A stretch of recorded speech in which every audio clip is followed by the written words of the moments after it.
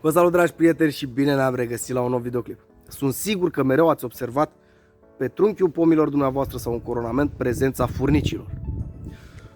Sau totodată pe arbuștii dumneavoastră sau pe florile dumneavoastră sau pur și simplu pe acele legume, pe acele plante pe care le cultivați în grădină.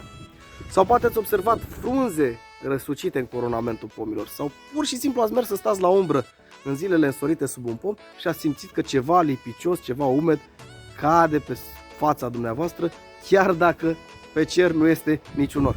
Ei bine, țin să vă anunț că aceste semne reprezintă că în grădina dumneavoastră aveți o invazie de afide.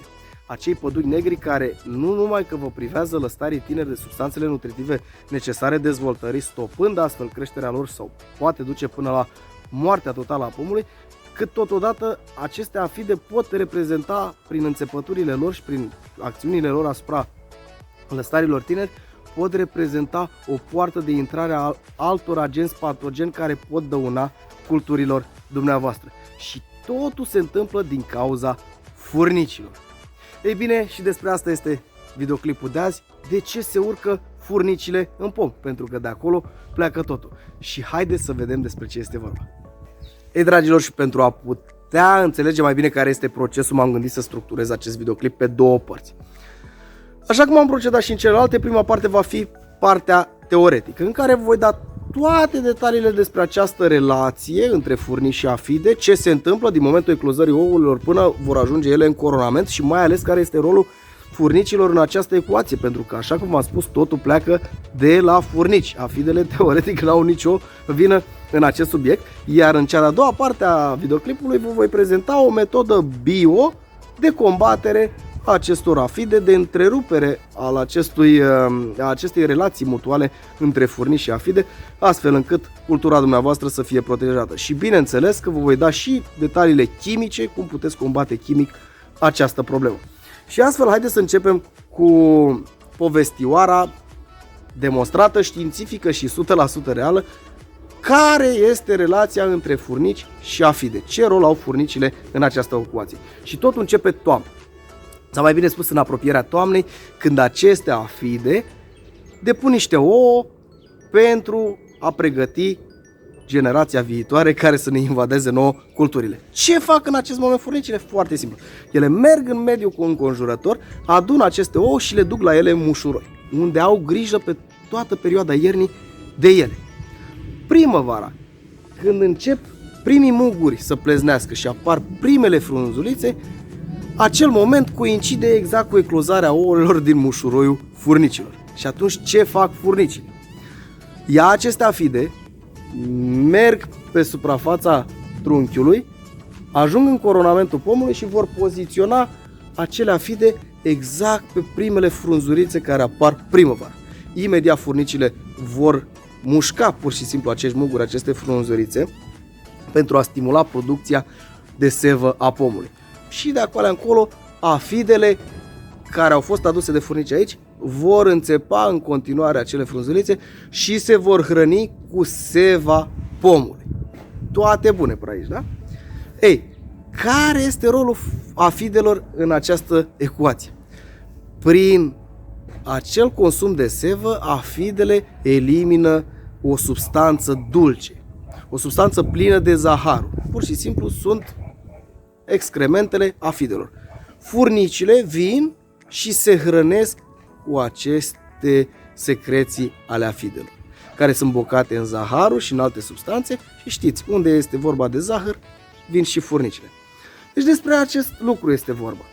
Furnicile pur și simplu sunt niște fermieri, sunt singurele insecte demonstrat științific, deci nu sunt povești, care sunt fermieri. În cazul nostru ele cultivă, că e propriu spus, au grijă, cresc afidele. Sunt și alte cazuri în care furnicile cresc ciuperci, de exemplu. Nu în țara noastră, dar s-a demonstrat științific și acest lucru.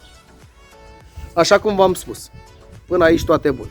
În momentul în care epuizează această ramură de substanță nutritivă, furnica va veni și va lua afidele de aici și le vor muta pe altă ramură, pe alți lăstari tineri. Deci, așa cum ați văzut, furnicile produc prima infestare a pomului cu aceste afide, aducându-le în coronament. Următoarea etapă, care o va face furnicile este să protejeze aceste afide. După cum știți, afidele au și prădători natural, buburuzele, gărgărițele, așa cum le spunem. Acestea vin în zbor, depun ouă pe suprafața frunzelor, de acolo ies niște larve mici, negre, cu roșu pe ele, ca niște viermișori pe care mulți le considerăm dăunători, dar ele din contră nu fac decât bine pomilor dumneavoastră și acele larve ar trebui să consume afidele. Unde sunt afide multe, vor fi și buburuze și gărgărițe foarte multe. Ce fac furnicile?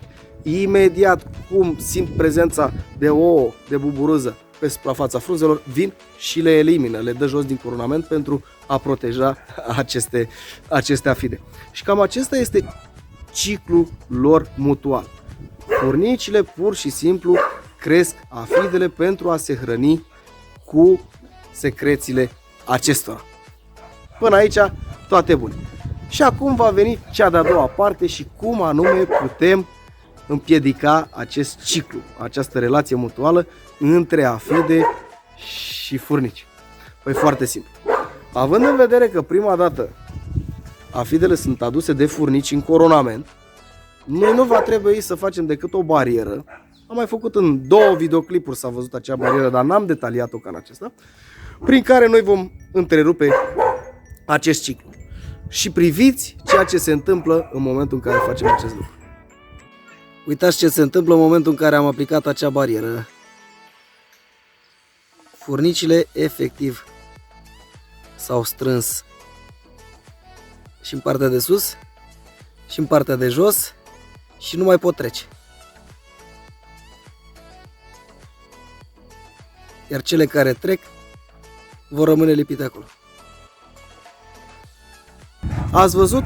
Furnicile pur și simplu nu mai trec și nu numai că nu mai trec, ele rămân lipite acolo. Dar nu numai furnicile își găsesc drum pe trunchiul pomului în coronament, ci și alți dăunători și acea barieră mai este utilă și împotriva alți dăunători și haideți să vă arăt câte insecte au prins aceste bariere anii trecuți.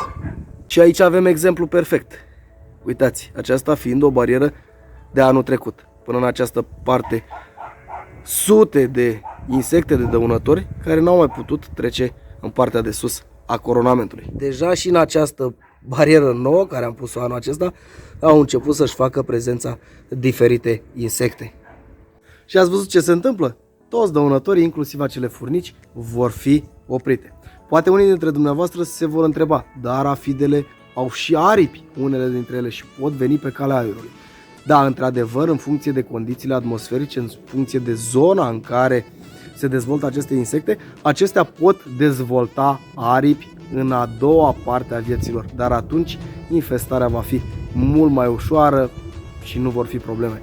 Și acum este cel mai important, până să înmugurească pomii, să faceți această barieră pe care o veți face cu ajutorul unui lipici, a unei bande izolatoare și imediat vă voi arăta despre ce este vorba, sau pur și simplu veți găsi o bandă adezivă dublă în magazine pe care puteți să o folosiți, puteți să folosiți tradiționalele benzi de muște și acelea dau randament, dar din punctul meu de vedere lipiciul este cel mai bun pentru că acesta rezistă cel mai mult pe pom, uneori rezistă până la 6-7 luni de zile și nu este nicio problemă, tot sezonul va rămâne acolo. Dacă observați că se va umple pur și simplu acea barieră, nu vă rămâne decât să o înlăturați și să refaceți acea barieră și haideți să vedem cum se face și aceasta.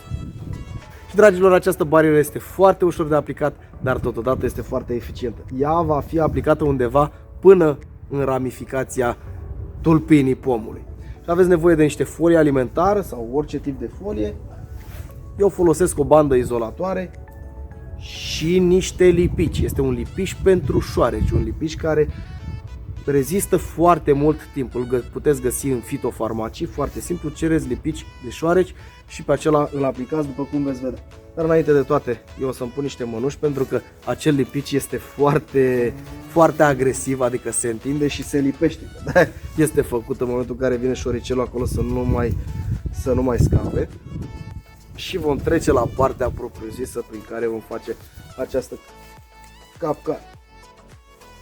Așa cum v-am spus, folosiți folie alimentară care este foarte utilă și o veți spune ca o bandă de protecție înainte de a aplica acea bandă izolatoare. Nu aveți folie alimentară, puteți folosi o pungă, un nylon, orice, nu este nicio problemă. și după aceea veți face un segment circular, neîntrerupt, cu banda aceasta izolatoare pe folia alimentară. Puteți da cu acel lipiș și direct pe folia alimentară, dar există posibilitatea ca acesta să nu poată să se autosusțină, iar din cauza soarelui pur și simplu se va deteriora și se va rupe. Cum veți face o zonă circulară,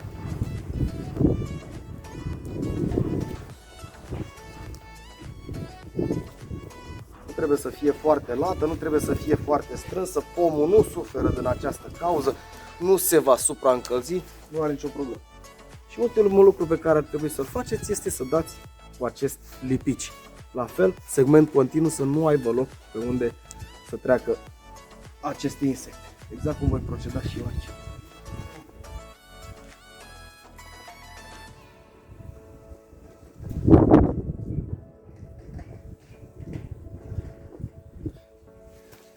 Există posibilitatea să fie mici scurgeri pe suprafața pomului, dar nu este nicio problemă din acest punct de vedere.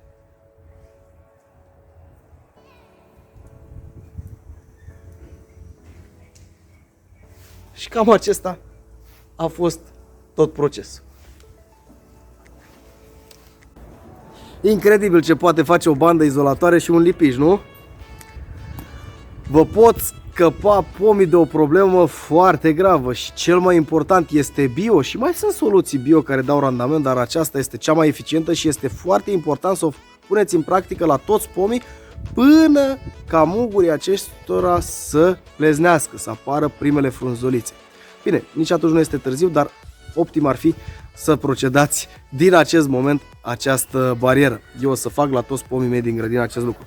Mai sunt și alte metode bio, o să vi le prezint și pe acelea în alt videoclip, iar chimic este foarte simplu. Aceste insecte sunt oarecum sensibile la tratamentele chimice, puteți folosi insecticide de contact sau insecticide sistemice, oricare ar fi ele, cu siguranță le vor decima, le vor omorî, decât că tratamentele chimice înseamnă o travă, atât pentru grădina dumneavoastră, atât pentru pomii dumneavoastră, cât și pentru noi ca oameni.